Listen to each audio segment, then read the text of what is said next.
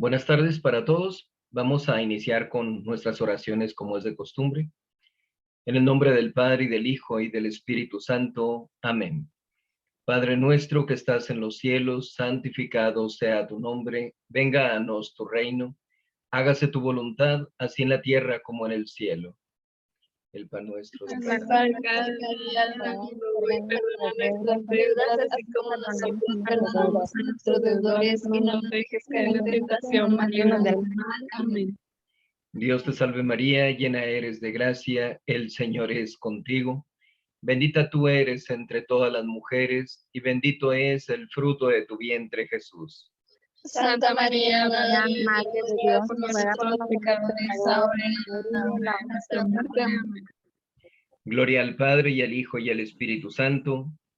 Así como era en un principio, siempre, por los siglos de los siglos. Amén. Sagrado Corazón de Jesús, en vos confío. Oh dulce corazón de María, De la salvación del alma. Señor San José, Ruega por nosotros. en el nombre del Padre, y del Hijo, y del Espíritu Santo. Amén. Bien, vamos a iniciar entonces con la plática de este día. Nuestra clase, voy a compartirles entonces la pantalla para que vayamos viendo las diapositivas.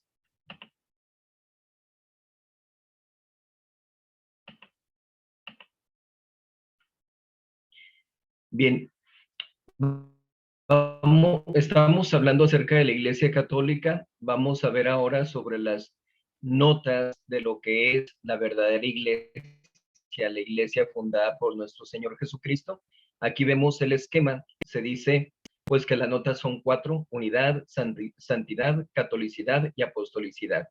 Y vamos a demostrar que la Iglesia Católica es la iglesia verdadera porque tiene estas 4 notas y porque está edificada sobre San Pedro, como lo dijo nuestro Señor Jesucristo. Y en tercer lugar, sobre este tema, vamos a demostrar que el protestantismo es falso, viendo qué es el protestantismo y la refutación de las bases que tiene. Entonces, empezamos diciendo que la unidad que se tiene en la verdadera iglesia es porque Jesucristo no quiso fundar sino una iglesia con una sola doctrina y con un solo jefe. Y eso es muy claro. Nuestro Señor Jesucristo le dice a San Pedro: tú eres Pedro, y sobre esta piedra edificaré mi iglesia. No dice vine a edificar varias iglesias, no dice donde ustedes quieran estar, allí van a salvarse, no, sino que hay una unidad. Es una sola la iglesia fundada por nuestro Señor Jesucristo. Esta iglesia tiene que ser santa porque la iglesia la funda nuestro Señor para santificar a los seres humanos.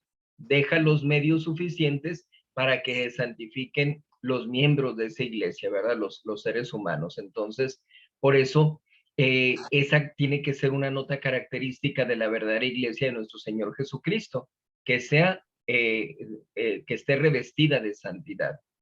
Tiene que tener también la catolicidad, porque nuestro Señor la estableció para todos los pueblos y para todos los tiempos. Es decir, en todas partes del mundo y en cualquier etapa en que nos encontremos de la historia del ser humano. Entonces, hay que recordar que catolicidad significa universalidad. Entonces, si decimos que la iglesia es católica, es porque pues es universal. Está en todas partes del mundo. Y la apostolicidad, porque solo a los apóstoles y a sus legítimos sucesores confió Cristo el poder de santificar, enseñar y gobernar, ¿verdad? Que es como se va estructurando la iglesia. Entonces, vemos nosotros claramente que nuestro Señor Jesucristo llama a los apóstoles. De hoy en adelante serás pescador de hombres. Ven y sígueme. De esa manera los iba llamando para ser apóstoles, y sobre ellos es sobre donde deja establecida la Iglesia Católica. Entonces, esas son las 4 notas características de la verdadera Iglesia de nuestro Señor Jesucristo. Pasamos entonces a demostrar que la católica es la verdadera iglesia fundada por nuestro Señor Jesucristo. En primer lugar, porque tiene estas 4 notas: unidad, santidad, catolicidad y apostolicidad. Lo vemos en que la Iglesia Católica es una en su fe, porque es uno solo el dogma que tiene la Iglesia Católica.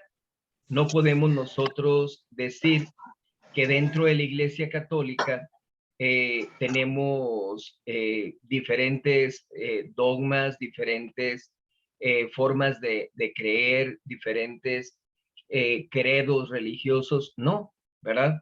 Tenemos una sola fe. Entonces, es una en cuanto a su fe. Es una en cuanto a su culto. No se enseñan unas cosas en un país y en otro país se enseñan otras cosas. Realmente tiene que haber esa unidad en cuanto al culto que se está desarrollando dentro de la Iglesia Católica, los sacramentos que se administran, etcétera. Todo lo relacionado con el culto es exactamente lo mismo aquí que en otras partes del mundo. Entonces, no decimos, aquí tenemos 5 sacramentos y en China tiene nada más 4 y Japón tiene 7. No, todos tenemos en la Iglesia Católica 7 sacramentos. Entonces, el culto tiene esa unidad. Y en el gobierno, por toda la estructura que vimos la clase pasada, pues nos damos cuenta de cómo está establecida la Iglesia. Hay una unidad. Para todas partes del mundo se conserva esa unidad. Entonces, tenemos la unidad en cuanto a la fe, en cuanto al culto y en cuanto al gobierno. La santidad. Decimos que la Iglesia Católica es santa, en primer lugar, en su fundador. Nosotros vemos que la Iglesia Católica fue fundada por nuestro Señor Jesucristo. Y eso nadie lo puede negar. Históricamente está comprobado que la Iglesia Católica fue fundada por nuestro Señor Jesucristo. Hasta el siglo XVI es cuando se van desprendiendo las diferentes sectas.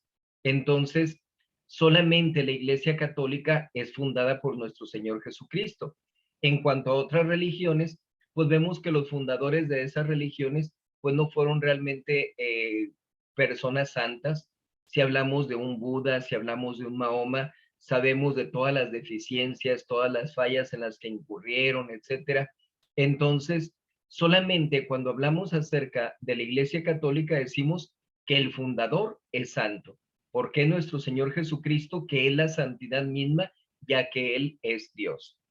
En la doctrina que nos deja, obviamente nos deja una doctrina para santificarnos, para que nosotros la llevemos adecuadamente y que sea el camino que nos dirija hacia nuestra santificación. En cuanto a la moral, porque nuestro Señor Jesucristo, por ejemplo, les decía a los judíos, se les ha dicho que se puede caer en la venganza. Pero yo les digo, mostrando que nuestro Señor Jesucristo venía a perfeccionar la moral, que ya la forma de comportarnos tenía que ser muy distinta. Vemos, por ejemplo, que los judíos tenían la costumbre de que si ellos querían dejar de honrar, de atender, de cuidar a sus padres, pues nada más daban una limosna especial al templo y ya con eso supuestamente estaban exentos de esa obligación de cuidar a sus padres. Sin embargo, nuestro Señor Jesucristo les echa en cara eso, mostrándoles que no es correcto, que ellos habían venido a adulterar la palabra de Dios nuestro Señor. Entonces, la moral que nos deja nuestro Señor Jesucristo es de mayor perfección porque tiene en la mira que podamos alcanzar nuestra santidad. Sed perfectos como vuestro Padre Celestial es perfecto. Eso fue lo que nos dijo nuestro Señor Jesucristo.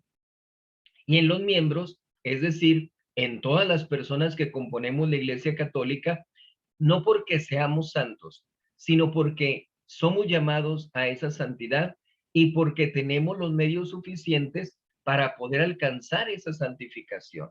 Entonces, es una responsabilidad nuestra porque ya nuestro Señor nos ha dejado los medios para que alcancemos la santidad. De nosotros depende poder alcanzarla, pero la voluntad de nuestro Señor Jesucristo es que dentro de la Iglesia Católica nos santifiquemos. Así es de que la doctrina que tenemos nosotros dentro de la Iglesia, la moral que se vive, pues es la que ha llevado a muchos miembros a que alcancen la santidad. Todos los santos que han sido canonizados, valga la redundancia, todas esas personas que tenemos en los altares, pues ya nos queda testimoniado claramente de que han alcanzado esa santidad.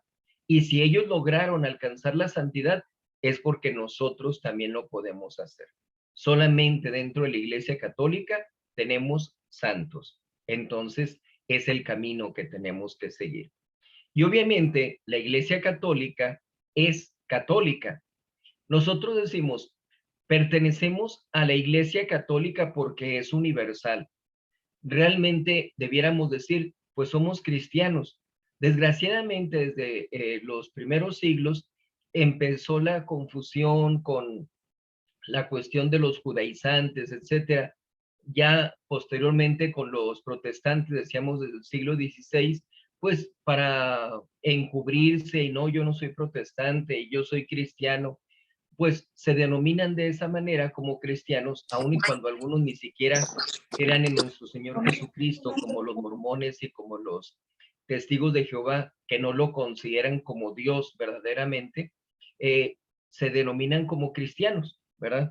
Entonces decimos, realmente quien se puede considerar como iglesia cristiana es únicamente el catolicismo, pero es católica en cuanto a que está extendida por todo el mundo.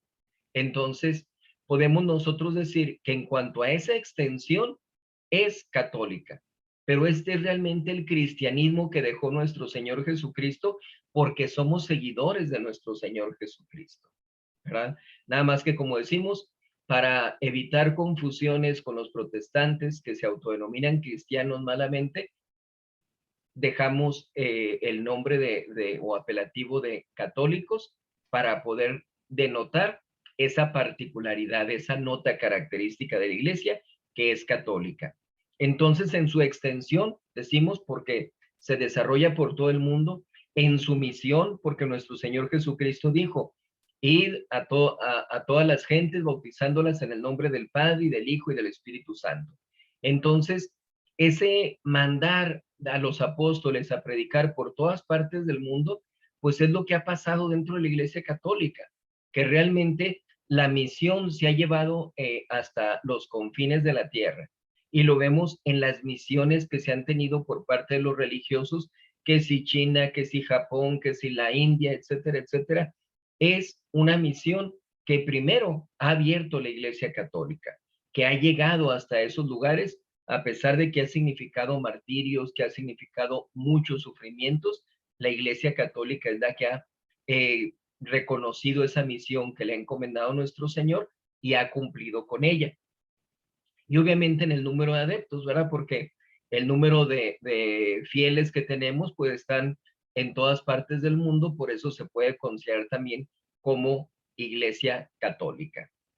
La cuarta nota característica es el ser apostólica en razón de la fe.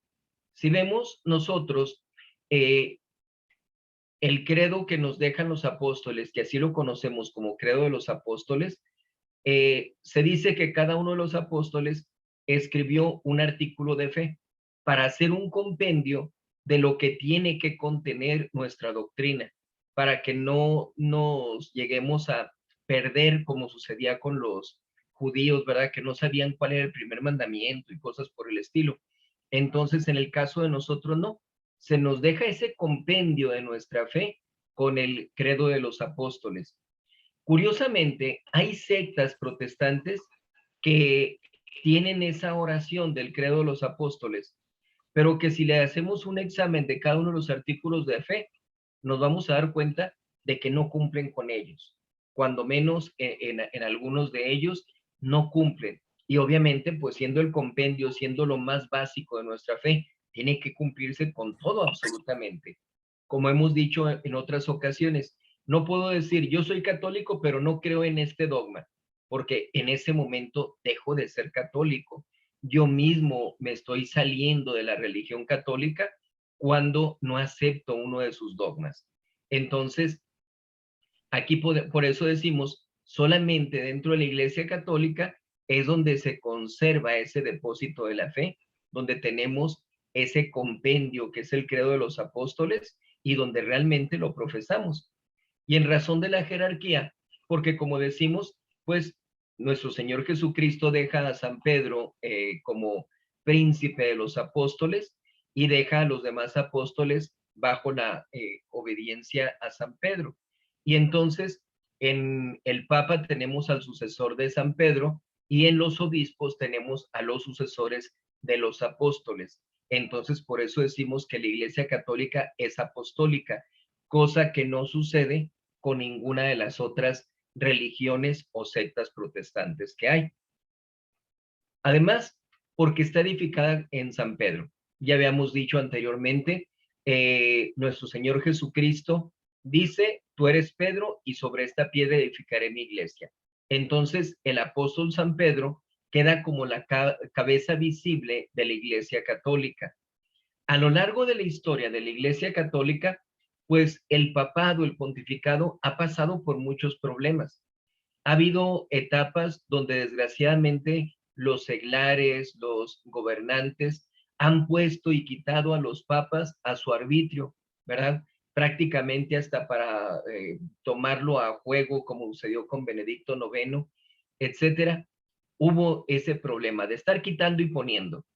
Tuvimos también otra etapa en lo que fue el cisma de Aviñón, Francia, donde llegamos a tener hasta 3 pontífices, 3 papas, uno verdadero y 2 falsos, desde luego, pero realmente nadie de los que vivían en aquel entonces sabían cuál era el papa verdadero. San Vicente Ferrer apoyaba a uno, Santa Catalina de Siena apoyaba a otro. Hasta ya con el paso del tiempo es cuando nos damos cuenta, ya estudiando a profundidad el caso, quién fue el verdadero pontífice, pero en aquel entonces no. Entonces pasó por ese problema. Y ese cisma de Aviñón, Francia, ocurre porque desgraciadamente el Papa tenía miedo de su seguridad, pensaba que lo podían matar, entonces de Roma se traslada a Francia, allí en la ciudad de Aviñón, y por eso durante varios años permanece allí el Papa, y luego ya se vienen todos los movimientos de nombrar otro Papa, uno que sea de Roma, otro para que los detengan los otros dos, total que eran 3 papas al mismo tiempo, ¿verdad? Decimos, uno verdadero y 2 falsos, pero para que vean la zozobra por la que ha pasado el pontificado, la sede del apóstol San Pedro. Hemos tenido tiempos de sede vacante, lo veíamos, por ejemplo, en el caso de los, ¿cómo se dice? En el caso de los cónclaves, que decíamos, ese nombre de cónclave viene de con llave, conclave, con llave. ¿Por qué? Porque estaba pasando mucho tiempo y los cardenales no se ponían de acuerdo en nombrar a un nuevo pontífice y entonces los encerraron bajo llave y por el techo les bajaban la comida para que no salieran de allí hasta que ellos pudieran haber terminado de hacer la elección papal. Entonces, de allí viene la palabra cónclave, donde se elige al pontífice. Por eso decimos, ha habido tiempos prolongados en que no hemos tenido un pontífice en la Iglesia Católica. Y hemos tenido tiempos de antipapas. Tenemos un papa verdadero y otro papa que es falso. Y entonces están peleándose entre ellos dos y los adeptos, ¿verdad? Los discípulos de uno y de otro, los que los apoyan, pues también en plena batalla entre ellos. Entonces, lo vemos en el caso de Inocencio II con Anacleto II, que Anacleto II fue el antipapa. Pero gracias a la intervención de San Bernardo de Claraval, pues es cuando se determina, él no puede ser el verdadero papa, porque pertenece al judaísmo, no puede ser que salga del pueblo de Isida la cabeza visible de la Iglesia Católica, ¿verdad? El representante de nuestro Señor Jesucristo. Entonces es cuando le quitan todo el apoyo a Anacleto II y dejan el apoyo a Inocencio II. Así es de que decimos, eso es lo que ha ido pasando en todas esas problemáticas para el pontificado, pero sabemos perfectamente y es doctrina para toda la Iglesia Católica que nuestro Señor Jesucristo, en la figura de San Pedro, deja la cabeza visible de la Iglesia Católica. Tú eres Pedro y sobre esta piedra edificaré mi iglesia. Hablamos ahora acerca del protestantismo. Ya mostramos que la Iglesia Católica tiene esas notas distintivas de la verdadera iglesia fundada por nuestro Señor Jesucristo. En el caso del protestantismo, pues los protestantes ni siquiera son del tiempo de nuestro Señor Jesucristo. En 1517 es cuando Martín Lutero se separa de la Iglesia Católica y él es el primer protestante. Entonces, Martín Lutero, con una lucha en contra de la Iglesia Católica, hay que tomar en cuenta algunas cosas que él atacaba de la Iglesia Católica eran ciertas. El que había ciertos abusos, ciertos excesos, que había una relajación de costumbres, etcétera. El problema es la forma en que hace su protesta y en segundo lugar, que no se queda en una protesta en contra de las costumbres que estaban en la Iglesia Católica en ese tiempo, los malos hábitos que se tenían en ciertas esferas, sino que él se va a atacar la doctrina. Y allí es donde no se puede hacer, ¿sí? Allí es donde él entra ya en lo que es la fe que nos ha dejado nuestro Señor Jesucristo. Por eso, ya es donde él se aparta completamente de la Iglesia Católica. Sin embargo, cuando se hace el Concilio de Trento, en ese lapso en que estaba en su apogeo surgiendo el protestantismo, se hace el Concilio de Trento, se estudian todas esas objeciones que estaban poniendo los protestantes liderados por Martín Lutero y se determina la verdadera doctrina, cómo tenía que ser interpretado lo que nuestro Señor Jesucristo nos había dejado, se demostraba la falsedad de parte de los protestantes y fue una purificación tanto en el conocimiento doctrinal que se tenía como principalmente una purificación en lo que se refería a las costumbres. Ahí es donde se establece que si quiere uno ser sacerdote va a tener que entrar a un seminario y te va a tener que hacer el renunciamiento a las cosas del mundo y va a tener que estudiar especialmente para ser sacerdote, porque antes podía uno en la universidad estudiar teología, derecho canónico, etcétera, y pues ya nada más se le hacía un examen y está bien, vas a ser sacerdote. Era muy fácil llegar de manera equívoca, de manera errónea al sacerdocio. Entonces, allí se purifican todas esas costumbres, ¿sí? Si Martín Lutero hubiera sido una persona de buena fe, pues simplemente hubiera dicho, no tengo ninguna objeción. Así es como tiene que estar la Iglesia Católica. Allí sí quiero estar.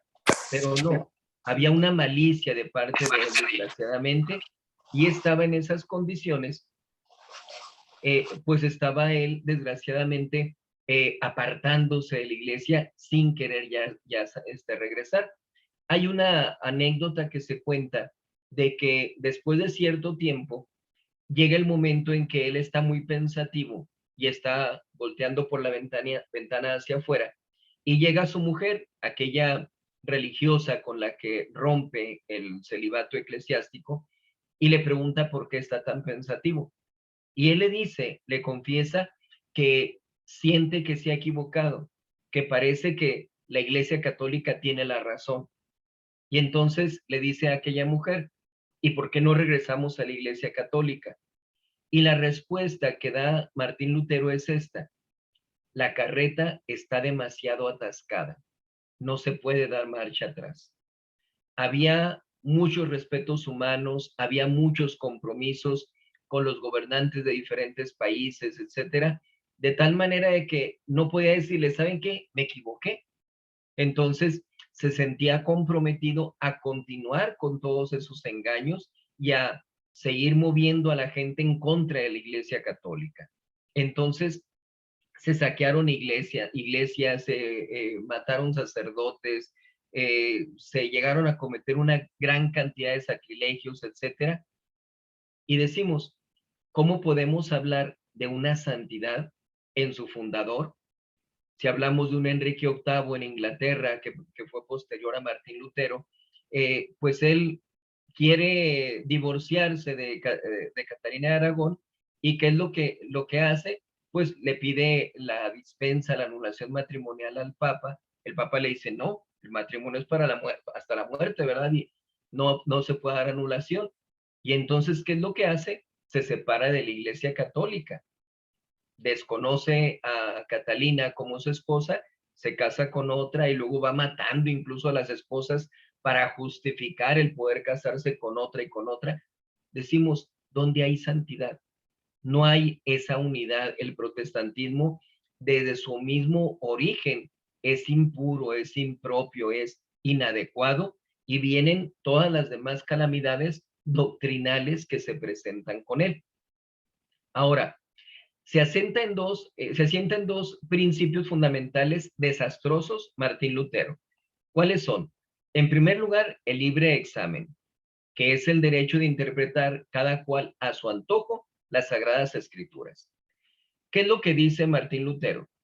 Que la Iglesia Católica no tiene la facultad para interpretar las Sagradas Escrituras, que realmente cada persona que se pone a leer la Biblia está asistida por el Espíritu Santo, y por lo tanto el Espíritu le ayuda para interpretar correctamente la Biblia, lo cual en la misma práctica vemos que es absurdo. Si eso fuera, todos pensaríamos y creeríamos de la misma manera, y no es así. Dentro de la Iglesia Católica sí tenemos esa unidad en cuanto a la fe, pero en las sectas protestantes, pues está como la Lotería Nacional, ¿verdad?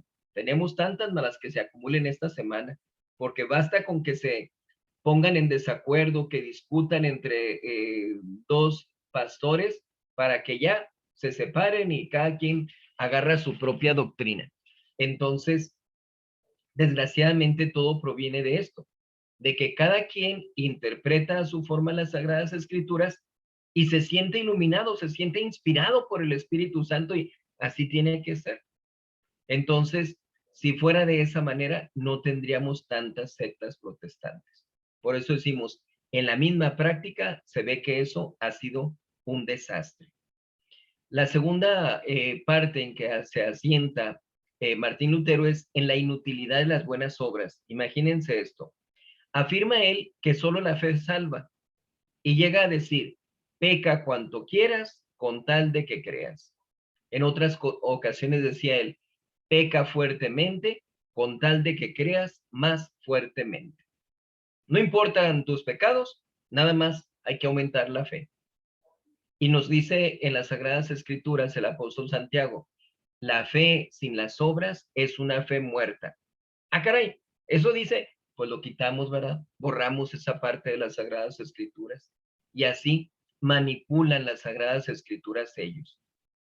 Se supone que es en lo único que se basan. Ellos no aceptan la tradición como fuente de revelación, entonces nada más se basa en la Biblia, pero manipulan la Biblia a su antojo para poder acomodarla a sus doctrinas, a sus creencias.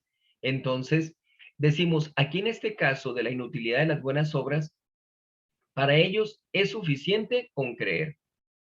Yo ya soy salvo. ¿Por qué? Porque yo creo que Jesucristo ha muerto por mí y ese sacrificio es suficiente. Ah, caray. Pero entonces puedes cometer este pecado, puedes acabar con este mandamiento. Sí, sí, sí puedo. ¿Por qué? Porque lo único que me va a salvar es la fe. Pero dice nuestro Señor Jesucristo, el que me ama cumplirá mis mandamientos.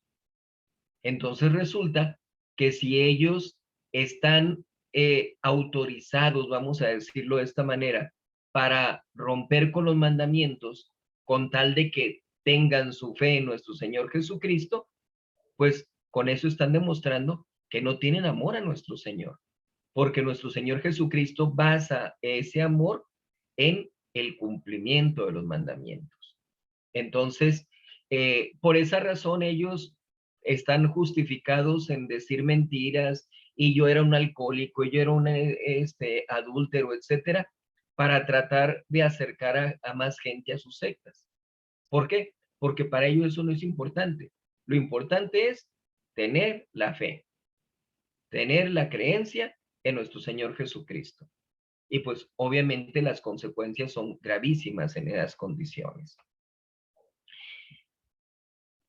¿Cómo probamos la falsedad del protestantismo?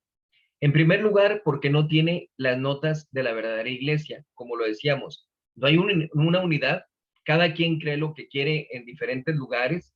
Los mormones en unas partes creen que todavía se puede aceptar la poligamia, en otras partes ya lo rechazan y ya lo tratan de ocultar como doctrina que les dejó José Smith. No tiene la santidad, puesto que decimos, ni de parte del fundador, ni de parte de sus miembros se ve que lleguen a la santidad. No es católica porque no está a lo largo de todo el mundo. Son, por lo regular, anglicanos en Inglaterra, luteranos en Alemania. Hay algunas sectas que se han desarrollado un poquito más, pero no se pueden comparar con la Iglesia Católica. Entonces, aquí tenemos que considerar también en este punto que hablamos de protestantismo como si fuera una religión. Y no, realmente cuando hablamos de protestantismo tenemos que decir son una gran cantidad de sectas, porque hay personas que me han dicho, bueno, es que si los protestantes han subsistido hasta la actualidad, pues a lo mejor quiere decir que sí tienen razón. Espérame, los luteranos de antes no son los luteranos de ahora. Martín Lutero, por ejemplo, creía en la Santísima Virgen María y tiene sermones muy bonitos sobre la Santísima Virgen María, pero actualmente no le tienen esa devoción, ese respeto a la Virgen María los mismos luteranos. Entonces, ya podemos decir, ya no es la misma secta religiosa, ya ha ido cambiando. Por lo tanto, también cuando hablamos de esa extensión, pues hablamos de bracitos, ¿verdad? Que van por ahí, ramitas que se van diseminando por diferentes partes, pero no estamos hablando de una sola religión. No estamos hablando ni siquiera de una misma creencia. Entonces, no cumple con esa nota característica. Y apostólica porque, como decíamos, viene del siglo XVI, desde Martín Lutero. Entonces, no viene desde el tiempo de los apóstoles, no cumplen con esa sucesión apostólica. Fíjense, aquí vale la pena señalar el caso de la Iglesia Anglicana. La Iglesia Anglicana se separa en un cisma de la Iglesia Católica. ¿Por qué? Porque rechazan al Papa, porque el Papa no le quiere dar la anulación matrimonial a Enrique VIII. Pero al principio es nada más una iglesia cismática, separada de la Iglesia Católica, desobedeciendo al Papa. Pero luego nombran como dirigente de la Iglesia Anglicana a Tomás Cranmer, el que viene y cambia, que era un judío, viene y cambia los sacramentos en la Iglesia Anglicana y ahí es donde pierden la sucesión apostólica. Posteriormente, ya años después, quitan a Thomas Cranmer y luego como que van retomando un poquito de lo que se tenía antes en la Iglesia Católica, pero ya habían perdido la sucesión apostólica. Ya no podían darle continuidad. Entonces, decimos, ni la Iglesia Anglicana, ninguna secta protestante tiene esa apostolicidad. No cumple con esas notas características. Pero aparte, tenemos los graves errores y contradicciones que encierra el protestantismo. El hecho de que, como decíamos, cada quien cree de manera diferente, caen en esas contradicciones, errores gravísimos sobre la Santísima Trinidad, sobre la encarnación, sobre la divinidad de nuestro Señor Jesucristo, etcétera. Todo eso es realmente muy grave porque no se están adhiriendo a la doctrina que nuestro Señor Jesucristo nos ha dejado. Entonces, ya son doctrinas completamente diferentes y por lo mismo, pues no puede ser la verdadera iglesia de nuestro Señor Jesucristo, porque ya está fuera de lo que enseñó nuestro Señor Jesucristo.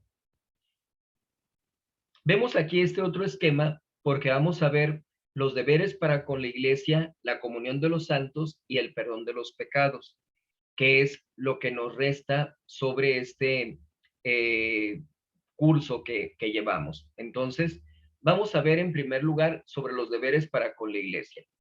En primer lugar, tenemos la necesidad de pertenecer a la iglesia. ¿Por qué? porque si no estamos dentro de la iglesia fundada por nuestro Señor Jesucristo, no nos podemos salvar. Nuestro Señor Jesucristo dice, tú eres Pedro y sobre esta piedra edificaré mi iglesia. Entonces, esa iglesia la deja nuestro Señor para nuestra salvación. No nos deja diferentes caminos fuera de la iglesia para alcanzar la salvación. Nos deja la iglesia católica para nuestra salvación, como lo hemos visto hace unos momentos. ¿Quiénes se salvan? Podemos pertenecer nosotros a la iglesia porque hemos sido bautizados y con eso pertenecemos al cuerpo de la iglesia. Pero desgraciadamente hay muchísima gente que dice, soy católico porque tengo mi boletita de bautismo, pero desgraciadamente su estilo de vida no corresponde a un verdadero católico. Entonces, si es cierto, perteneces al cuerpo místico de la iglesia, pero no estás viviendo en el alma de la iglesia, porque no vives en la gracia, porque no estás recibiendo los sacramentos. Entonces, no pueden alcanzar la salvación todos los católicos, nada más por el simple hecho de ser católicos, sino es necesario practicar la religión católica y lo que es esencial, lo que es indispensable, lo tenemos que tomar en cuenta es vivir en la gracia de Dios. Quien muere en ese estado de gracia es el que va a alcanzar la salvación. Pudiéramos encontrar ciertas aristas sobre esto en el sentido de decir, Padre, ¿qué pasa si yo cometo un pecado y no me doy cuenta de que cometí el pecado? Yo falté a misa un domingo y luego fue porque yo pensaba que era sábado ese día. Siempre tiene que quedarnos bien claro, lo he recalcado en el curso de espiritualidad, lo hacemos aquí también, para poder cometer un pecado necesitamos tener voluntad. Si no hay voluntad, no podemos pecar. Entonces, si yo no me acordaba, si no me di cuenta, si yo no sabía, si hay una ignorancia invencible, pues no estoy cometiendo pecado y por lo tanto no pierdo esa gracia de Dios por esa causa en particular. Entonces, solamente voy a perder la gracia de Dios cuando yo voluntariamente estoy rompiendo con los mandamientos de la ley de Dios, ¿sí? Entonces, por eso, una persona pudiera haber cometido un pecado objetivamente hablando y sin embargo permanecer en estado de gracia porque subjetivamente no lo cometió, ya que no tenía la voluntad. Así es de que las personas que por lo tanto mueran en estado de gracia son los que van a alcanzar la salvación eterna. Esos son los que se van a salvar. Por eso nuestra responsabilidad es estar siempre en estado de gracia. ¿Por qué? Porque quien vive en la gracia, muere en la gracia. Y quien vive en pecado, ordinariamente muere en pecado. Esa es una regla general, podemos decir. Los miembros de la Iglesia Católica podemos dividirlos en miembros vivos y miembros muertos. Nos referimos a la gracia de Dios nuestro Señor. Los miembros vivos de la Iglesia Católica son aquellos que viven en ese estado de gracia, en esa amistad con Dios nuestro Señor. Y los miembros muertos son los que, aún siendo parte del cuerpo místico de la Iglesia, como decíamos, porque fueron bautizados, desgraciadamente están muertos a la gracia porque viven en pecado mortal. Entonces, nosotros tenemos la obligación, si estamos vivos a la gracia, de estar rezando por los que están muertos a la gracia para que puedan recuperar esa vida espiritual, para que ellos puedan estar dentro de la religión. Se presenta con mucha regularidad, desgraciadamente, el caso de personas que están viniendo a misa, se confiesan, comulgan, y luego de repente ven a uno que llega ahí y no sabe ni qué hacer y en qué momento me arrodillo, en qué momento me levanto. Y en lugar de tener caridad para con esas personas, pues lo están criticando, están murmurando, se están riendo de él, etcétera. Pues esa persona no va a tener ánimo de regresar. Entonces, tenemos que ser muy unidos como católicos en poder brindar la ayuda a esas personas, en hacerlos que se sientan bien, que se sientan contentos de estar dentro de la religión. es muy común también en una familia, unos asisten a misa y se confiesan, otros no. Y están peleándose porque es que tienes que ir a misa, es que estás en pecado mortal. A ver, espérame, tienes toda la razón del mundo, pero la forma que estás utilizando no es la correcta. ¿Qué dice nuestro Señor Jesucristo? Sed prudentes como las serpientes y sencillos como las palomas. Entonces, tenemos que actuar con esa prudencia para acercar a esas personas, para que podamos motivarlos, darles el incentivo suficiente para que puedan acercarse a la iglesia. Entonces, que ellos se sientan a gusto, se sientan contentos, que no se sientan regañados, que no se sientan castigados, amenazados, no, sino que ellos tengan esa disposición para poder asistir a misa, confesarse, comulgar, etcétera. No quiere decir que si se enoja porque le decimos que no venga a misa, lo dejo que haga lo que quiera. No, tengo que hacerlo, pero con más prudencia, con más caridad, porque cada vez que le estoy diciendo de una forma o de otra que venga a misa o se confiese, es una gracia que le estoy otorgando. Dios a través de mí le otorga esa gracia actual para estarlo moviendo a su conversión. Entonces, por eso, este punto de los miembros vivos y los miembros muertos de la iglesia es muy importante para que cada quien asumamos nuestra responsabilidad. Entramos en la comunión de los santos. Este es un tema que es un dogma para empezar. Se trata de una verdad que estamos absolutamente obligados a creer, pero que muchas veces no se conoce. Y que hay gente que dice, comunión de los santos, que los santos se acercaban a comulgar. No, no se refiere a eso. La comunión de los santos se refiere a la comunicación de los santos, que se comunican o nos comunicamos los bienes de la Iglesia Católica. Para esto, partimos de que la Iglesia se divide en tres partes: la Iglesia militante, la Iglesia triunfante y la Iglesia purgante. La Iglesia militante son los que estamos aquí en vida, quienes pertenecemos a la Iglesia Católica, quienes militamos en este valle de lágrimas. Somos los de la Iglesia militante.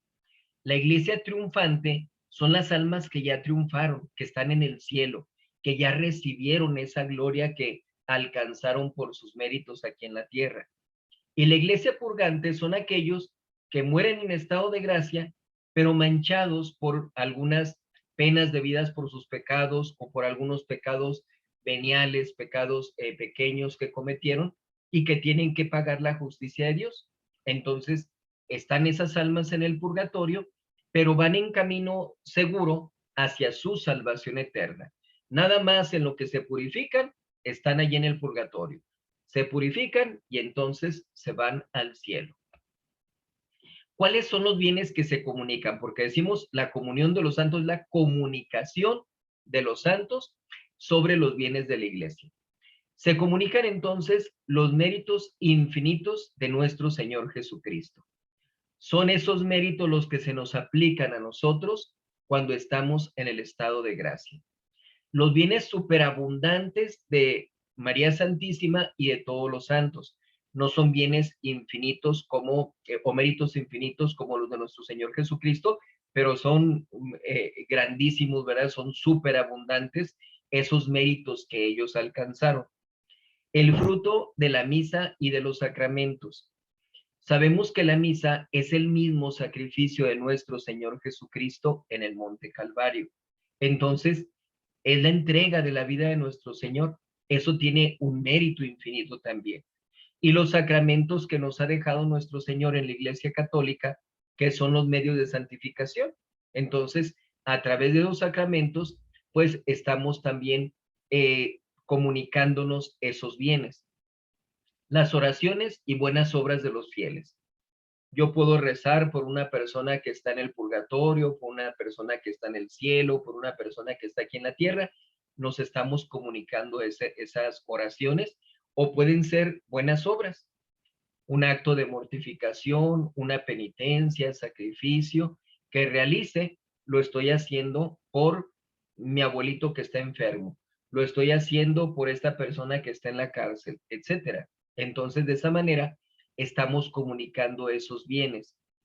Estos bienes se llaman el tesoro espiritual de la iglesia. Aquí es bueno señalar, hay personas que en ocasiones preguntan, padre, vamos a suponer mi abuelito falleció hace muchos años.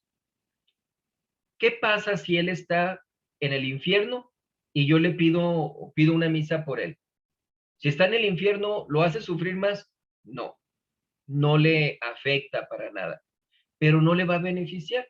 No le va a disminuir ni un ápice el sufrimiento que tiene en el infierno, pero tampoco podemos tener la certeza de que el abuelito está en el infierno. Hasta el último instante de su vida puede una persona alcanzar su arrepentimiento y por lo tanto la salvación. Entonces nosotros tenemos la responsabilidad de rezar por los difuntos, independientemente de lo que haya pasado con ellos y máxime cuando vemos más probabilidades de que se llegaran a condenar o que estén en el purgatorio, con mayor ahínco tenemos que rezar por ellos. Pero vamos a suponer que es cierto, que ese abuelito está en el infierno y se celebra una misa por él. Esa misa no le va a ayudar, como decíamos, al abuelito. Los méritos de esa misa pasan a este tesoro espiritual de la iglesia, para que nuestro Señor Jesucristo lo pueda aplicar por quien Él considere mejor. Un alma más necesitada que está en el purgatorio, una persona que se encuentra aquí en la tierra con muchos problemas, etcétera. Entonces, nos vamos comunicando esos bienes en ocasiones de una forma específica porque lo ofrezco por X persona, pero en ocasiones es de una forma un tanto más general porque es nuestro Señor quien lo aplica, ya que ciertos bienes, como decimos, pasan a ese tesoro espiritual de la iglesia. ¿Cómo se comunican estos bienes? En primer lugar, entre la iglesia triunfante, que es en el cielo, y la iglesia militante, la de aquí de la tierra, en cuanto a los santos pueden pedir a Dios por nosotros y nos alcanzan gracias y favores. Yo ordinariamente les pongo el ejemplo de qué pasa si yo celebro una misa, suponiendo por Santa Teresa de Jesús o San Alfonso María de Ligorio. Al momento en que yo celebro esa misa, pues a ellos les ayuda a alcanzar mayor gloria. Entonces, yo le estoy dando ese culto de veneración a esos santos, me estoy encomendando a su protección y les estoy ayudando para que alcancen mayor gloria. Pero también ellos, al alcanzar esa gloria, ese aumento de gloria, pues resulta que piden a Dios por nosotros y nos alcanzan gracias y favores que necesitamos para nuestra salvación eterna, para que también nosotros podamos alcanzar esa mayor gloria. Entonces, esos bienes nos los comunicamos entre las almas que están en el cielo y las almas que estamos aquí en la tierra, o las personas que estamos aquí en la tierra. En segundo lugar, entre nosotros, iglesia militante y la iglesia purgante, las almas del purgatorio. En cuanto a que nosotros ofrecemos sufragios y limosnas por las benditas almas del purgatorio. De esa manera, nosotros estamos ofreciendo esos bienes para que las almas del purgatorio disminuyan o desaparezcan para ellos las penas del purgatorio. Se dice por revelación que cuando se celebra una misa por una persona que está en el purgatorio, por ejemplo, todo el tiempo que dura la misa es tiempo en que el alma no está sufriendo. Se cancelan, se suspenden, se eliminan durante ese lapso de la misa los sufrimientos para esa alma. Entonces es un refrigerio, un descanso que tiene esa alma que está en el purgatorio, ¿sí? Y cuando esas almas ya llegan al cielo, pues se convierten en poderosos intercesores por nosotros. Hay algunos autores que dicen que las almas del purgatorio, aún estando en el purgatorio, pueden interceder por nosotros. Realmente no es la doctrina general de la iglesia, no es lo que enseña la iglesia, pero no es un dogma de fe, ¿verdad? Podemos decir, lo más seguro es que mientras están en el purgatorio, no pueden interceder por nadie más. Lo seguro es que cuando salen del purgatorio, es entonces cuando pueden interceder por nosotros. Pero alguien dirá, es que aquí en este librito del purgatorio dice, sí, pero no es un dogma, no es una verdad de fe, no es lo que enseña ordinariamente la iglesia. Entonces, ¿hay una posibilidad? Sí, pero la doctrina general, la doctrina segura es, hasta que salen del purgatorio, es cuando pueden interceder por nosotros. De tal manera de que si alcanzamos una indulgencia plenaria por ellos, salen del purgatorio inmediatamente, pues tienen mayor rapidez y mayor facilidad para poder interceder por nosotros. Entre los mismos fieles de aquí de la tierra, los que estamos en la iglesia militante, podemos ayudarnos unos a otros, ¿sí? Yo puedo rezar por la conversión de una persona, yo puedo rezar por una persona que está enferma, alguien que está pasando por problemas en su matrimonio, etcétera. Por muchas razones nos estamos ayudando unos a otros, nos estamos comunicando esos bienes que están en el tesoro espiritual de la iglesia. Y en cuanto a que todos los fieles participan del fruto de las misas, buenas obras y oraciones de toda la iglesia. Fíjense, esto es muy importante. Una persona, por ser católica, aun y cuando no asista nunca a misa, cada vez que celebra una misa, se le da un fruto a esa persona. Obviamente, no en la misma proporción de la persona que acerca a misa o de la persona que comulga dentro de la misa. Son más abundantes esos bienes que recibe. Pero aún así, nada más por pertenecer a la Iglesia Católica militante, recibe de los frutos de la Iglesia. Por eso nunca debemos dar por perdida la conversión de una persona. Al contrario, mientras más lejanos los veamos, más tenemos que rezar por ellos porque se encuentran en mayor necesidad. Dice el apóstol Santiago, orad unos por otros para que seáis salvos, pues vale mucho la oración perseverante del justo. Imagínense los protestantes que niegan que los santos puedan interceder por nosotros. Cuando veíamos a Moisés y Elías estar junto con nuestro Señor Jesucristo en el monte Tabor, ¿verdad? Que ellos dicen, no, ya terminó la vida y aquí termina todo. Y algunos que no, ni siquiera hay infierno. Por eso estamos dentro de la Iglesia Católica y debemos estar dentro de la Iglesia Católica, pero debemos principalmente practicar nuestra religión católica, porque todos estos bienes nos los vamos comunicando en mayor abundancia en la medida en que nos hacemos más conscientes de que existen esos bienes y que podemos obtener esos frutos de ellos. ¿Quiénes participan de estos bienes? Todos los que pertenecen a la Iglesia Católica, ¿sí? Decíamos, no le hace que no vaya a misa, de todas maneras participa de estos bienes. Los que están en gracia participan en abundancia, reciben infinidad de bendiciones, de gracias, etcétera, etcétera, etcétera, porque la gracia es la que nos hace miembros vivos, como decíamos, del cuerpo de nuestro Señor Jesucristo. Él es, nuestro Señor Jesucristo, la cabeza, y nosotros somos los miembros de su cuerpo místico. Entonces, cuando estamos en estado de gracia, participamos abundantemente de todos esos bienes. Esta participación se hace según las leyes de justicia y misericordia divina. Esta persona merece que yo le otorgue esta gracia porque ha sido muy caritativa, porque ha sufrido mucho.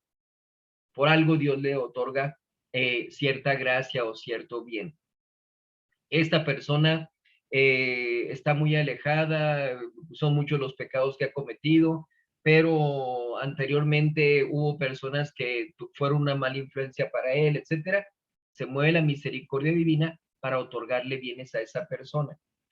¿En qué tanta proporción? Es lo que no sabemos. Es desconocido para nosotros esa proporción de los bienes que se otorgan a las almas.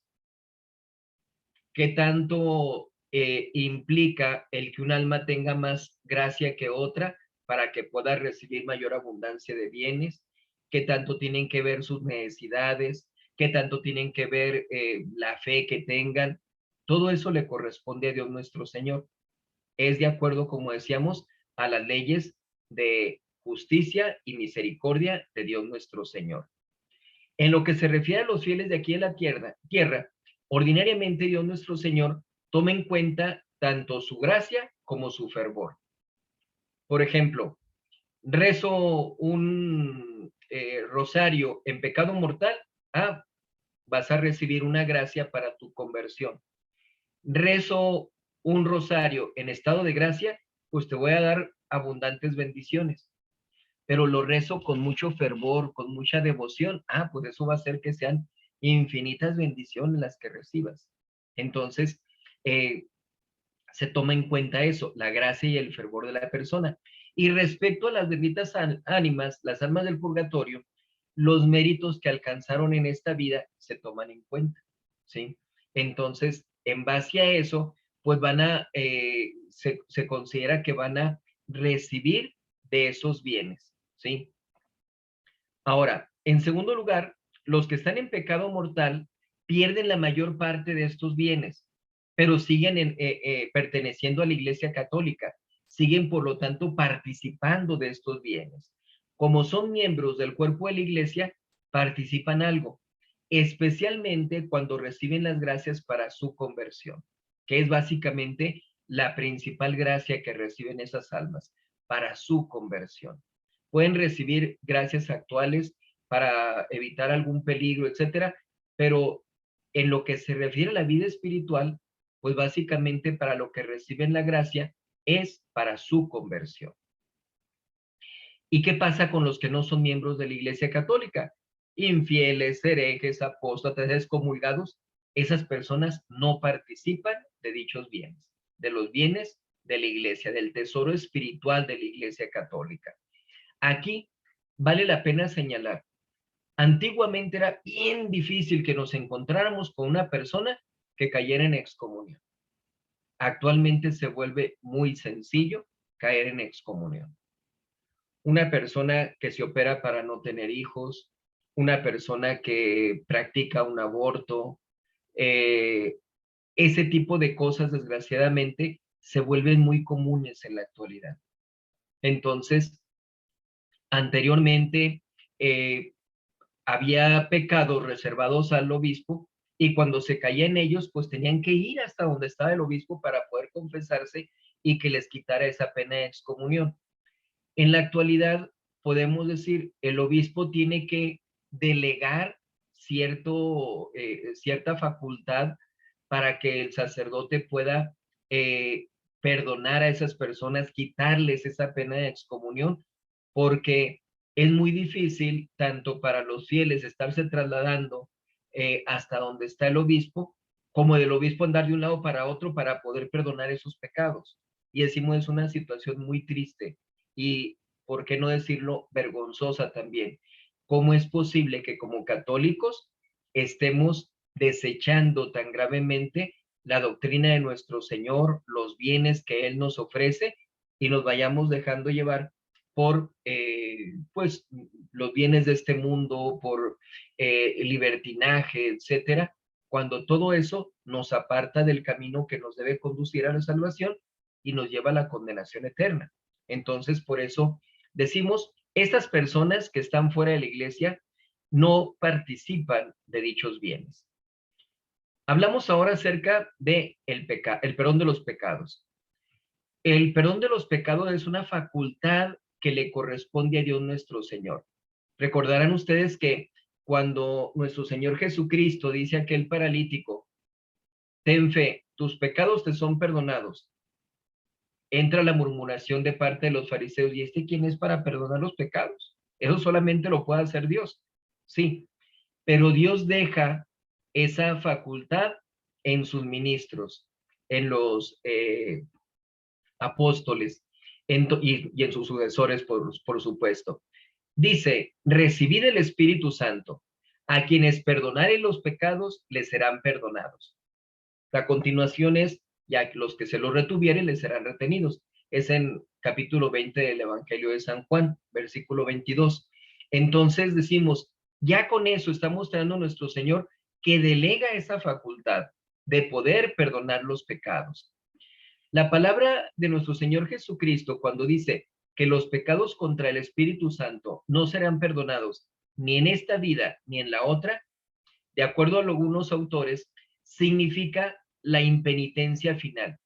Aquellas personas que al final de su vida no tienen ese arrepentimiento. No me arrepiento, no me interesa y digan lo que quieran, pero yo sigo en mi estilo de vida y no me quiero arrepentir y no quiero cambiar de vida. Entonces, no tanto porque nuestro Señor o la iglesia, los sacerdotes, no tengan la facultad de perdonar esos pecados, sino porque la persona no tiene la disposición para recibir el perdón de esos pecados. Para conceder el perdón, Dios exige en el adulto el arrepentimiento sincero y el propósito de la enmienda. Decimos en el adulto porque en el caso de los niños, pues sabemos que si están privados del uso de razón, pues no pueden alcanzar a llegar a tener pecado cuando menos mortal, quizás ni siquiera pecados veniales. Entonces no hay pecados voluntarios, como decíamos en el caso de ellos. Así es de que pues es una situación distinta. En el caso de los adultos, aquí sí se necesita tener un sincero arrepentimiento y un propósito de la enmienda. Pero hay personas que desgraciadamente caen en el gravísimo error de que me voy a acercar a confesar, pero no mañana, porque mañana me voy a ir a tomar con mis amigos. Me acerco pasado mañana mejor. Ah, caray, ¿tiene arrepentimiento esa persona? ¿Tiene propósito de la enmienda? Pues no. Voy a cometer este pecado, al cabo el domingo me confieso. Es un abuso de la misericordia de Dios. Y de Dios no nos podemos burlar. Entonces necesitamos que el arrepentimiento sea sincero, que nosotros reconozcamos la malicia del pecado, todo lo que ofendemos a Dios y todo el daño que nos estamos causando nosotros. Y el propósito de la enmienda no significa, ya no voy a pecar. Sería caer hasta en una mentira. El propósito de la enmienda es, ¿cómo le voy a hacer para evitar caer en pecado? ¿Qué medios voy a utilizar para hacer más remota la posibilidad de cometer un pecado? Entonces, el propósito tiene que ser concreto. En este lugar, siempre que voy, siempre cometo pecado. Pues ya no voy a ir a ese lugar, ¿verdad? Ese tiene que ser mi propósito de la enmienda. Siempre que me junto con esta persona, caigo en pecado. Ya no me voy a juntar con esa persona o la voy a convencer de que ya no vamos a caer en esos pecados. Esos son verdaderos propósitos de la enmienda. ¿Cómo se ejercita la remisión de los pecados? La iglesia ejercita este poder de dos formas, por el bautismo y por la confesión. Vale señalar que de los 7 sacramentos que tenemos, se dividen estos en sacramentos de vivos y sacramentos de muertos. Estos dos que decimos, sacramento del bautismo y de la confesión o penitencia, se denominan sacramentos de muertos. ¿Por qué? Porque cuando la persona se acerca a recibirlos, lo más probable es que se encuentre en pecado mortal. Es decir, que esté privado de la gracia, que no tenga esa vida de la gracia, está muerto a la gracia. Entonces, en el bautismo, pues obviamente la persona desde la misma concepción viene con el pecado original. Llega al bautismo muerto a la gracia, pero el bautismo le otorga esa vida de la gracia. Igual, cometo el pecado mortal, me acerco a la confesión muerto a la gracia, pero cuando me dan la absolución, recupero la vida de la gracia. Entonces, en estos dos sacramentos es donde se me perdonan pecados graves, pecado original y pecado mortal.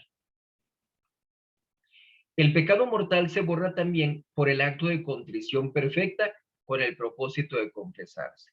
Por eso, si tengo la desgracia de cometer un pecado mortal, pero en el momento no me puedo acercar a confesar, tengo que hacer un acto de contrición perfecta o un acto de arrepentimiento perfecto, que es propiamente la contrición. Tengo que arrepentirme del pecado por amor a Dios nuestro Señor. No por miedo de que me van a castigar si me descubren, no por el miedo de que me van a condenar si me muero, no. por amor a Dios nuestro Señor. Hay gente que por desgracia dice, cuando ya esté en peligro de muerte, voy a hacer un acto de contrición, un arrepentimiento perfecto, y de esa manera me voy a salvar, ¿no? Debe incluir el propósito de confesarse si hay la posibilidad de hacerlo. Y si estás teniendo ahorita toda la posibilidad y no lo haces, pues quiere decir que no tienes el propósito que es necesario dentro de esa contrición o arrepentimiento perfecto. Entonces, y para empezar, como sabemos, pues no podemos nosotros decir, voy a morirme dentro de 5 o 10 años y entonces voy a hacer mi acto de contrición, porque no lo podemos definir eso. Entonces, eso le corresponde únicamente a Dios el momento. A nosotros nos corresponde el estar preparados continuamente, estarnos confesando frecuentemente para que podamos estar en el estado de gracia. Pero decimos, caigo en el pecado mortal, de momento no me puedo acercar a confesar, hago mi acto de contrición, mi arrepentimiento perfecto, con el propósito de confesarme a la mayor brevedad posible. Y de esa manera puedo recibir el perdón del pecado. Que si llego a morir, no me condenaría, ¿verdad? Quizás tendría que pasar o seguramente por el purgatorio, pero cuando menos ya no por la condenación. Eso es en cuanto al pecado mortal. El pecado venial se borra con cualquier acto mediante el cual uno implícita o explícitamente deteste el pecado. Santo Tomás enseña que el pecado venial se remite de estas tres formas. Remisión es lo mismo que perdón, ¿sí? Entonces, en primer lugar, por la infusión de la gracia, de tal manera de que la Eucaristía y los demás sacramentos perdonan los pecados veniales. Fíjense ahí el gravísimo error de las personas de que es que ya tengo muchos pecados veniales, mejor no me acerco a comulgar. Ya no tengo la dignidad para comulgar. Nunca la has tenido. Nunca ha habido esa dignidad para que comulgues. Sin embargo, necesitas de la comunión.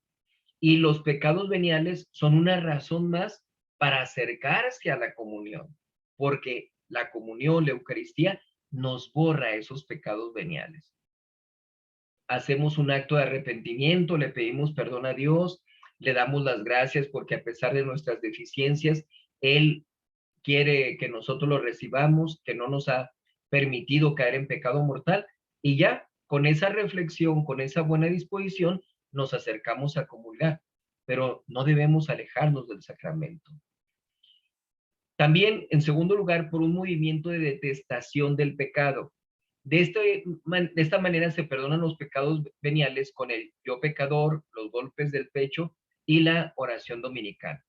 El yo pecador se toma como un sacramental, entonces ya con eso puedo yo rezar el yo pecador y se me borran pecados veniales. Los golpes de pecho, precisamente hay personas que rezan el yo pecador y no se dan los golpes de pecho por mi culpa, por mi culpa, por mi gravísima culpa. Se queda nada más recitando, ¿verdad?, la oración y no hay ese movimiento de dolor, ese arrepentimiento. Entonces los golpes de pecho son muy importantes para poder recibir perdón de pecados veniales. La oración dominical, me imagino que todos saben, la oración dominical viene de Dominus, que es Señor, es decir, es la oración del Señor, que es la oración del Padre Nuestro, que es la única oración que nos ha dejado nuestro Señor Jesucristo. Por eso, de ninguna manera debemos modificar esa oración. Yo siempre les recomiendo estar repasando el catecismo, tenerlo como libro de cabecera para que puedan estar repitiendo correctamente el Padre Nuestro, así como todas las demás oraciones.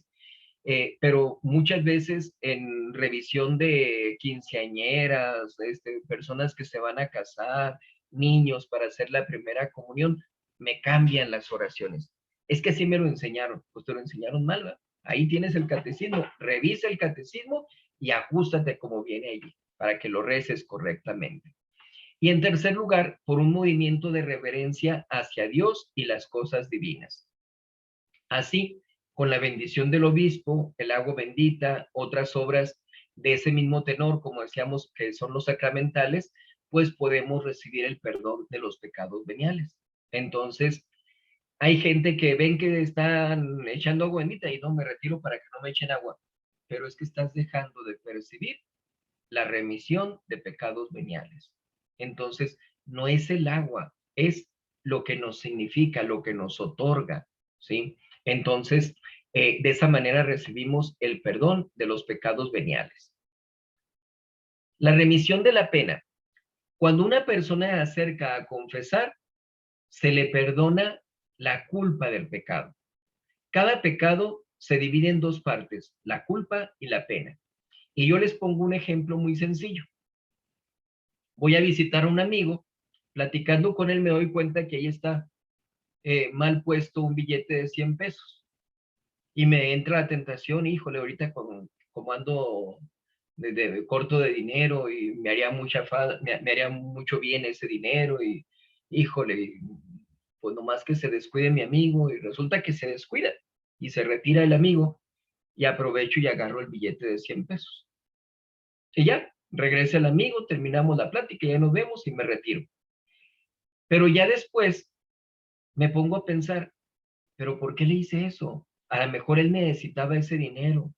Es más, él me ha ayudado tanto en otras ocasiones que seguramente si yo le hubiera dicho, préstame esos 100 pesos, me los hubiera prestado. ¿Qué tipo de amigo soy que en lugar de corresponder a los favores que él me hace, le estoy robando su dinero? Y entro en ese arrepentimiento. De tal manera que el arrepentimiento me lleva a la casa del amigo a platicar con él y decirle, sabes que me da mucha vergüenza, pero la vez que vine y platiqué contigo, estaban aquí 100 pesos y pues yo necesitaba, andaba muy apurado y cuando tú te metiste, pues yo aproveché y agarré los 100 pesos, pero estoy muy avergonzado y muy arrepentido y te pido perdón por eso. Y el amigo puede decir tranquilamente, no, no te preocupes, te perdono, pero regrésame mis 100 pesos. Ese te perdono es la remisión de la culpa, perdonar la culpa, no te preocupes, no hay problema, te perdono esa falta que cometiste, pero la justicia indica que tengo que pagar esos 100 pesos. Entonces, cuando me dice, págame mis 100 pesos, yo tengo la obligación de pagar la pena de esa falta. De tal manera de que nos acercamos nosotros a recibir el perdón de la culpa del pecado en el sacramento de la confesión. Pero ¿cómo le hacemos para la remisión, para el perdón de la pena? La iglesia también remite, perdona, la pena debida por el pecado, puesto que nuestro Señor Jesucristo no puso ningún límite a ese poder. Esta pena se divide en dos tipos para que lo consideremos: pena eterna, que es la que nos remite la iglesia cuando nos perdona el pecado mortal. Con darnos la absolución, nos quita la pena eterna. Cometiste un pecado mortal, mereces la condenación eterna, pero con esa absolución se remite la pena eterna. Sin embargo, la pena temporal se remite de diferentes maneras. Una parte nos la perdona la penitencia sacramental. De penitencia va a rezar 5 Padres Nuestros, 10 Aves Marías, 500 Rosarios, dependiendo de cada quien, ¿verdad? Ahí verán sus pecados. Entonces, por medio de la penitencia sacramental, se da la remisión de la pena en cierta parte. La otra parte la debemos pagar nosotros, ya sea en esta vida, con sufrimientos, mortificaciones, con oraciones, con indulgencias, con obras de caridad, etcétera. Todo eso que podamos hacer en esta vida, podemos ofrecerlo a Dios y vamos a sacar frutos para que nos perdone esas penas temporales debidas por nuestros pecados.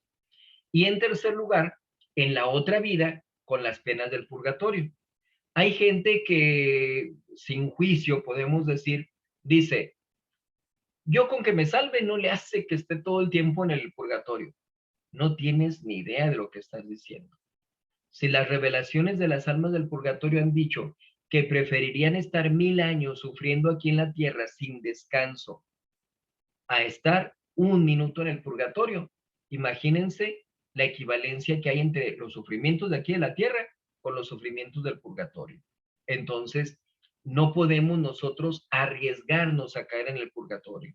Tenemos que apuntar más alto a nuestra salvación inmediata. que si no alcanzamos la salvación inmediata, pues ya cuando menos que nos toque un poquito de purgatorio, pero no estar años, siglos allí, ¿verdad?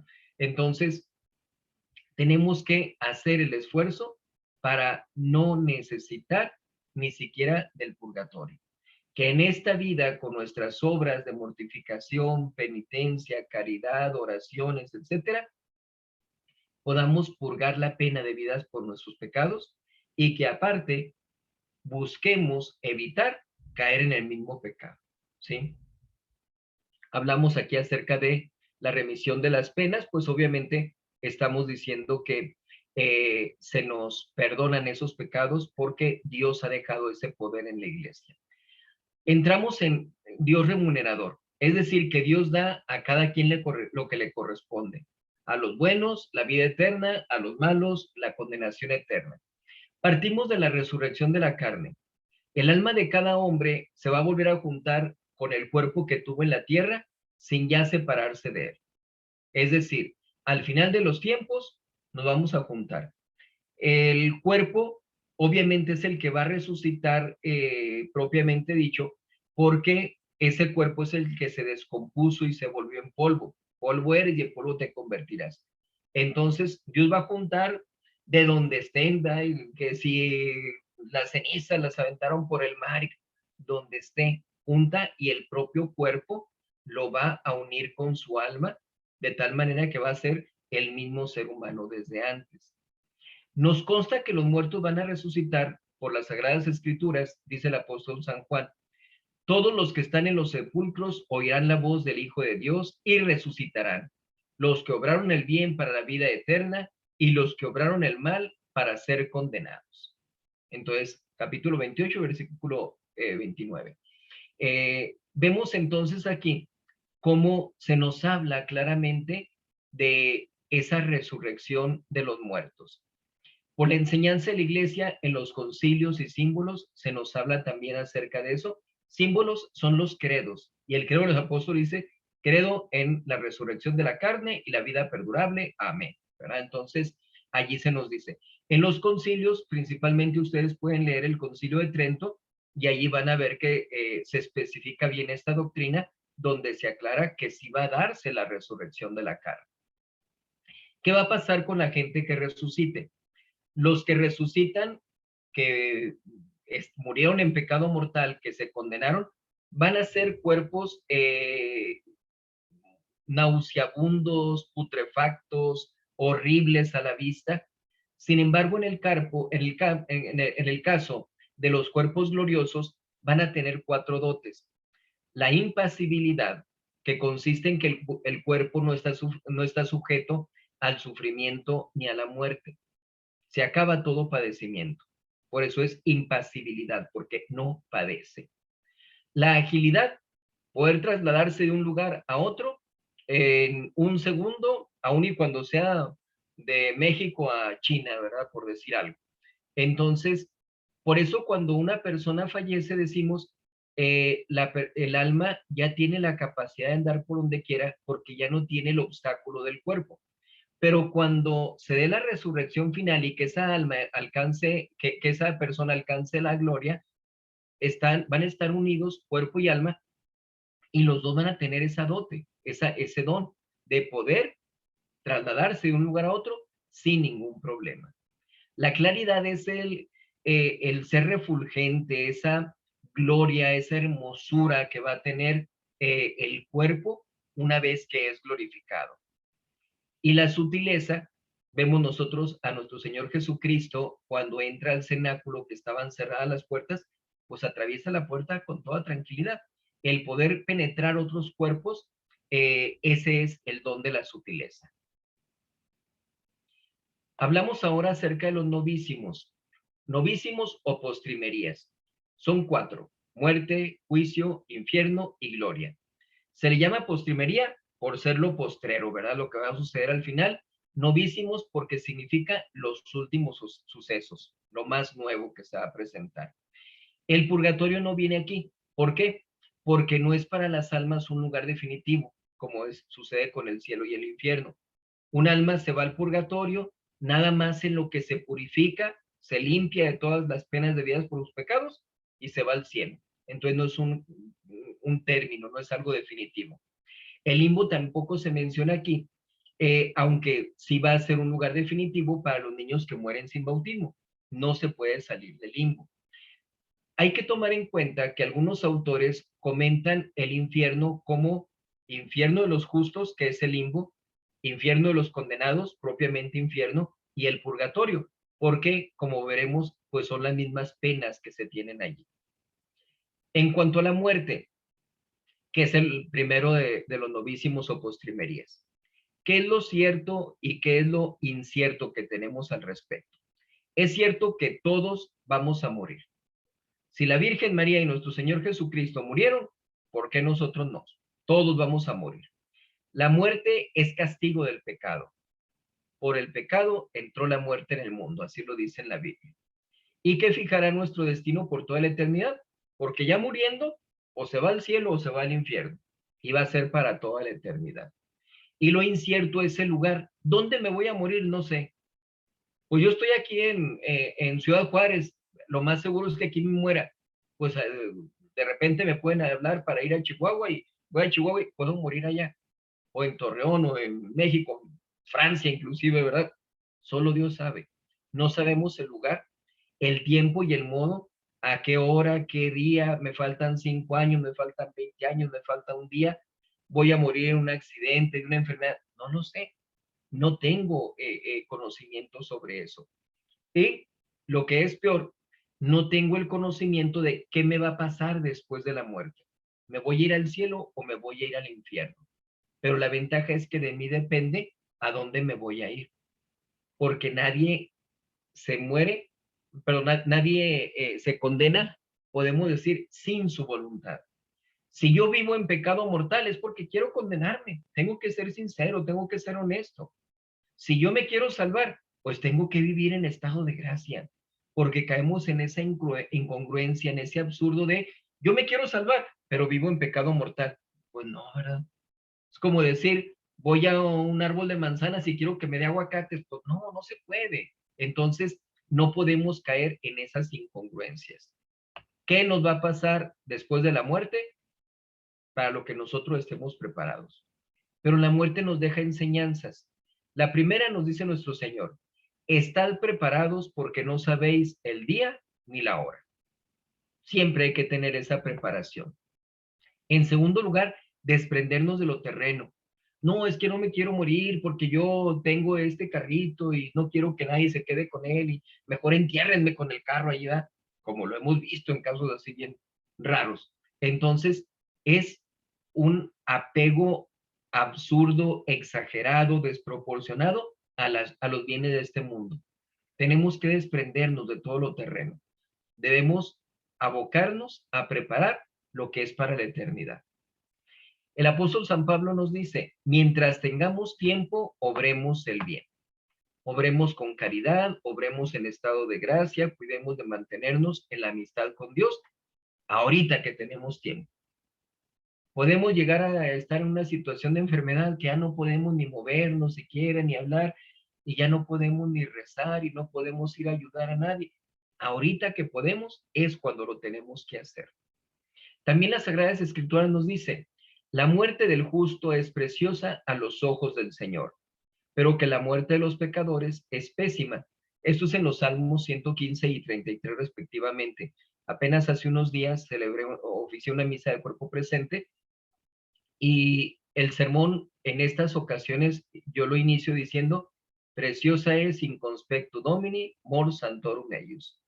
Preciosa es ante los ojos del Señor la muerte de sus santos. Porque cuando la persona tiene la debida preparación, cuenta con todos los auxilios espirituales, tenemos toda la garantía de que se fue directita al cielo, sin pasar ni siquiera por el purgatorio, porque se da la indulgencia plenaria en el artículo de muerte. Pero qué triste cuando muere sin contar con esos auxilios y no sabemos lo que haya pasado con la persona. El segundo novísimo postrimería es el juicio. El juicio nos referimos al particular que se realiza al momento de la muerte. Consiste en una luz interior con que Dios nos hace ver de inmediato lo bueno y lo malo que habido en nuestra vida. Y Dios nos dicta la sentencia, ¿verdad? Entonces, ese juicio tenemos que pasar. Vamos a presentarnos ante Dios. No lo vamos a ver porque verlo significaría santificarnos, pero vamos a sentir su presencia y vamos a ver el examen de nuestra conciencia de lo que hemos hecho en nuestra vida. Allí la justicia va a ser estricta y rigurosa. Dios va a juzgar nuestros pensamientos, deseos, palabras, obras, omisiones, todo se va a juzgar allí. Entonces, ahorita es cuando se da la misericordia de Dios, ahorita es cuando tenemos que aprovecharla, porque el día de mañana no sabemos qué vaya a pasar. El infierno es un lugar de tormentos donde sufrirán los eternos suplicios quienes mueren en pecado mortal. Va a ser un lugar donde van a estar las almas condenadas, se va a sufrir y se va a sufrir por toda la eternidad por aquellos que murieron en pecado mortal. Son verdades de fe que existe el infierno. Nuestro Señor Jesucristo habló mucho del infierno y a lo largo de todas las Sagradas Escrituras se habla más del infierno que del cielo. Entonces es un dogma de fe, es una verdad que estamos obligados a creer que existe, que hay en él pena de fuego. No sabemos las cualidades de ese fuego. Nuestro Señor habla de fuego, por eso sabemos que va a existir el fuego, pero no sabemos las características, porque va a ser un fuego que no consuma. Nosotros echamos un papel a la lumbre y se quema y se consume ese papel, pero una persona que está en el infierno nunca se va a consumir, va a seguir allí, se va a seguir atormentando en el infierno con esas penas del fuego. Y es un fuego inextinguible, no se va a acabar. El tercer punto es que los tormentos van a ser eternos, como decimos, no se va a acabar, va a ser para toda la eternidad, para siempre. Y el cuarto, que van allí no los que murieron en estado de gracia, sino los que murieron en pecado mortal. De las penas del infierno, tenemos en primer lugar la privación de todo bien, reposo, alegría, amor, esperanza, todo, privados principalmente de Dios nuestro Señor. Entonces, no se va a tener ningún descanso, ninguna alegría, nada. Y el sufrimiento de todo mal y dolor. Por eso se le llama el lugar de tormentos y se habla del suplicio del fuego especialmente. Va a ser el peor lugar en donde se puede encontrar una persona. Las penas del infierno van a ser iguales en cuanto a la duración para todos los condenados, porque van a ser eternas. Pero en cuanto a la intensidad, la acervidad, van a ser diferentes, porque van a ser proporcionales de acuerdo a la gravedad de los pecados que se hayan cometido y el abuso de las gracias que se les hayan otorgado.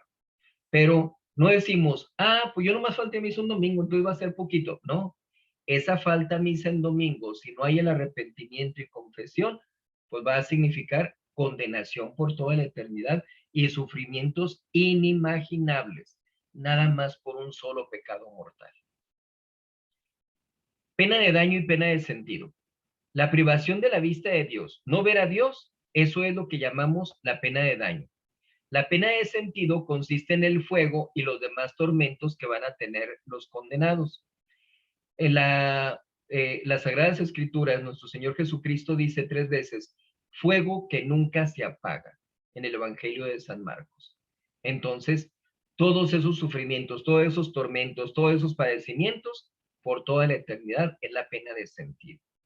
Va también a haber remordimiento, va uno a recordar los pecados y por esos pecados no merecí la salvación. Y va a haber desesperación porque ya no tienen posibilidad de alcanzar la salvación. Quisieran ellos salvarse, pero saben que no pueden.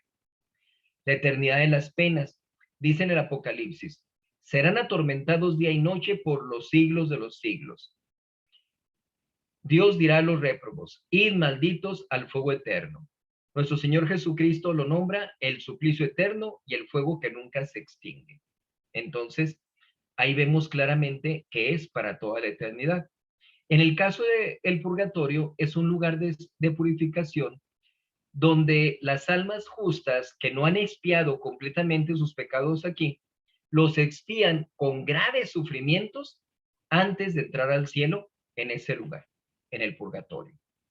Son verdades de fe del purgatorio que existe y que podemos ayudar a las almas que están allí. La existencia del purgatorio se ve en la tradición, la escritura y la razón. En la tradición, dice el Concilio de Trento, la Iglesia Católica enseña que hay un purgatorio y que las almas allí detenidas reciben alivio por los sufragios de los fieles, principalmente por el santo sacrificio de la misa. Entonces, esas almas están allí purgándose, purificándose, pero nosotros podemos rogar por ellas para que puedan alcanzar una salvación eterna.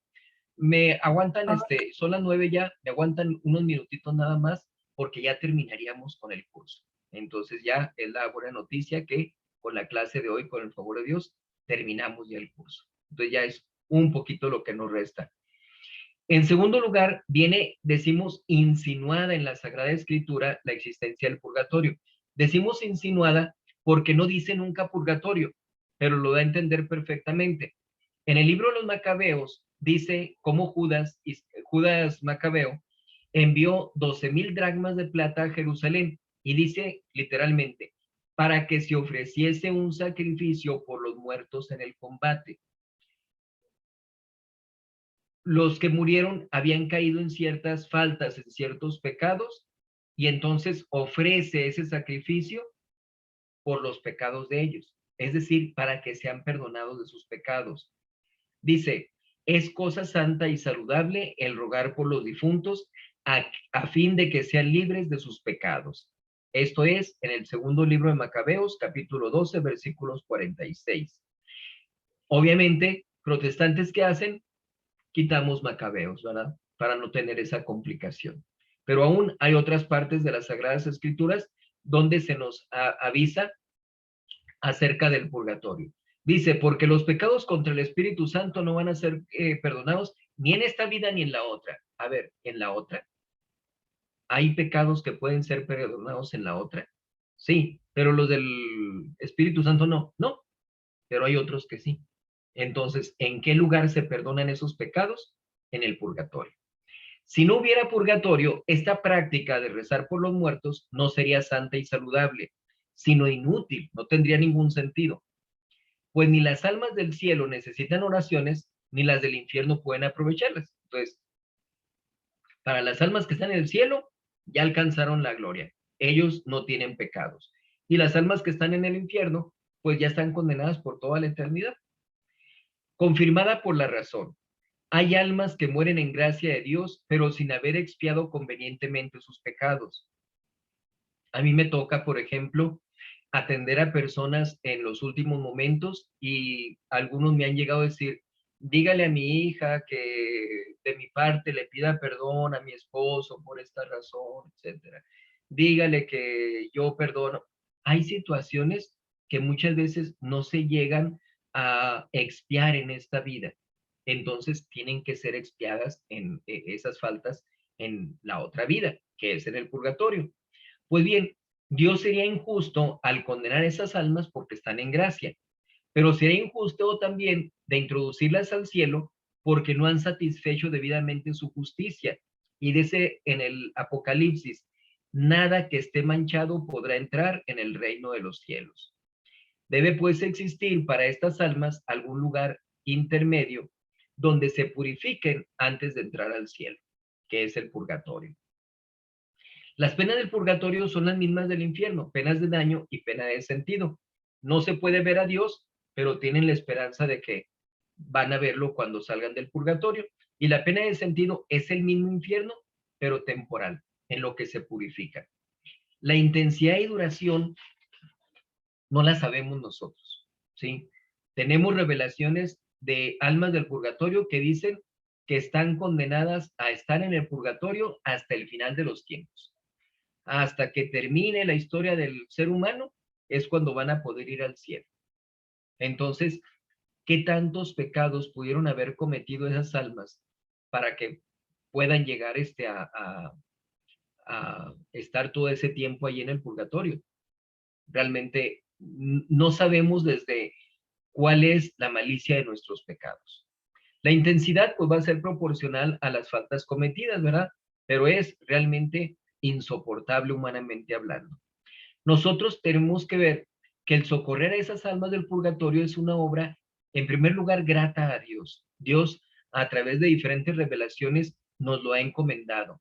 La iglesia incluso para dar gracias después de los alimentos, nos pide que recemos una ejaculatoria por las almas de los fieles difuntos.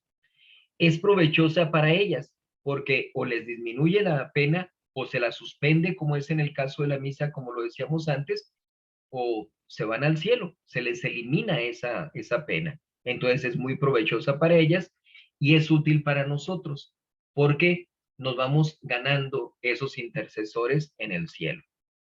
En el caso del limbo, para que lo especifiquemos, antes de la venida de nuestro Señor Jesucristo, el limbo, seno de Abraham o infierno de los justos, fue el lugar a donde se iban las almas de los justos que esperaban al Mesías. Personas que fueron buenas, pero que no tenían la gracia. Entonces decimos, estaban manchadas porque no contaban con la gracia, estaban con el pecado original, pero habían sido personas buenas. Entonces, no era parte de Dios nuestro Señor el dejarlas condenadas por toda la eternidad cuando con tantos sacrificios ellos habían sido buenos. Así es de que ellos esperan a que venga nuestro Señor Jesucristo a morir por nosotros para poder sacarlos de ese lugar y llevarlos a la gloria. Pero después de la venida de nuestro Señor Jesucristo, el limbo es para las almas de los niños que mueren sin recibir el sacramento del bautismo. Por eso, la grave malicia de los abortos que no les permiten a esos niños contar con la gracia del bautismo, con la gracia santificante, que mueren privados de esa amistad con Dios y podemos decir condenados a no ver jamás por toda la eternidad a Dios nuestro Señor. En el caso del cielo, ese lugar de eterna felicidad donde Dios recompensa a los buenos, dice en el Evangelio de San Mateo, venid benditos de mi Padre a poseer el reino que os tengo preparado desde el principio del mundo. Un reino preparado para toda la eternidad, dice el apóstol San Pablo. Ni ojo alguno vio, ni oído escuchó, ni por la mente de ninguno pasó qué cosas tiene Dios reservadas para aquellos que le aman.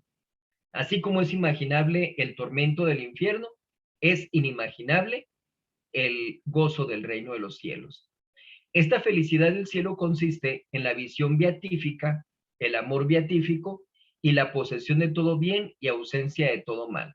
Explicamos eso.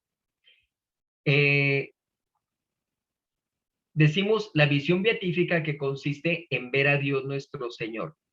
Ahora vemos como en un espejo, pero entonces veremos claramente, dice el apóstol San Pablo. En el amor beatífico, beatífico viene de bienaventurado, entonces vamos a recibir esa bienaventuranza del amor de Dios nuestro Señor. Si muchas veces por cosas buenas que nos pasan en este mundo nos sentimos hasta con ganas de llorar, de sentir que Dios nos ama, pues imagínense lo que significa estar en el cielo. Y la posesión de todo bien y ausencia de todo mal. Poseer todo lo bueno y no tener ni sombra de mal. Los grados de felicidad van dependiendo de la gracia que se alcance aquí en la tierra. Esa gracia se traduce en la gloria en el cielo. Y las aureolas se refiere a ciertos, vamos a decir, como reconocimientos, como halos de gloria que se les da a ciertas almas especialmente. Se dice, los gozos del cielo van a ser proporcionados a los méritos de cada uno, de tal manera que todos serán eternamente felices, pero con el grado de gloria que les corresponde. Algunos santos tendrán, por méritos y victorias peculiares, una recompensa especial llamada aureola. Hay tres principalmente. La de los mártires, en premio de su fortaleza, la de los doctores, en premio de su sabiduría, y la de las vírgenes, en galardón de su virginidad. Entonces, si se fijan en las misas, hay ocasiones en que se habla, esta misa se celebra por San Lorenzo Mártir, esta misa se celebra por San Alfonso María Ligorio, doctor, esta se celebra por Santa Inés, virgen. Entonces, son galardones especiales que reciben ellos. Así, concluimos nosotros con esta clase y también con este curso. Gracias por la espera de estos 9-10 minutitos. De esta manera, como decimos, terminamos con el curso. Con el favor de Dios, vamos a hacer la preparación para en el mes de agosto, iniciar con la segunda parte del curso de religión, que sería ya con respecto a la moral. Va a ser bien entretenida, bien atractiva. Podemos decir, la dogmática tiene mucho como dijéramos, de teoría, ¿verdad? De lo que tenemos que aprender, lo que tenemos que conocer, pero la moral es lo que tenemos que practicar. Y hay muchas cosas que ni siquiera nos imaginamos que existen, de cómo tenemos que actuar, qué pasa si yo hago esto y no hago esto que marca la iglesia, cuándo lo puedo hacer, muchas cosas. Entonces es bastante atractiva la moral. Si les gustó el dogma, espero que así sea con el favor de Dios.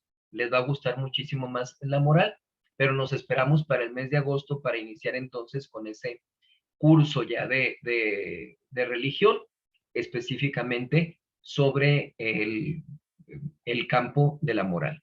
Por lo pronto les agradezco su paciencia, su perseverancia, su caridad, y nos mantenemos en contacto a través el grupo de WhatsApp para estarles mandando el material, y obviamente pues todo este material también lo estamos subiendo a las plataformas. Entonces, con el favor de Dios, estamos todavía en contacto. Que Dios les bendiga, que descansen. Gracias, Padre. Para servirles, que Dios les bendiga. Padre, gracias. Muchas gracias, Padre. Muchas gracias. Para servirles, que le va muy bien, Dios los bendiga. ¿Vamos a cerrar con una oración, Padre? Sí, qué bueno que me recuerda. Terminamos entonces con una oración. En el nombre del Padre, y del Hijo, y del Espíritu Santo. Amén. Amén. Dios te salve María, llena eres de gracia, el Señor es contigo. Bendita tú eres entre todas las mujeres, y bendito es el fruto de tu vientre, Jesús. Santa María, Madre de Dios, ruega por nosotros pecadores, Ahora y en la hora de nuestra muerte. Amén. Gloria al Padre, y al Hijo, y al Espíritu Santo. como en el Como principio, en un principio, sea y siempre, por los siglos de los siglos. Amén. Sagrado Corazón de Jesús, en vos Confío. Ave María Purísima, en pecado, en el nombre del Padre, y del Hijo, y del Espíritu Santo. Amén. Amén. Que Dios les bendiga. Gracias, Padre. Gracias, Padre. Gracias. Gracias. Buenas noches. Buenas noches, Dios les Bendiga bendiga. a todos. Gracias por el curso, Padre. Para servirles, Dios les bendiga.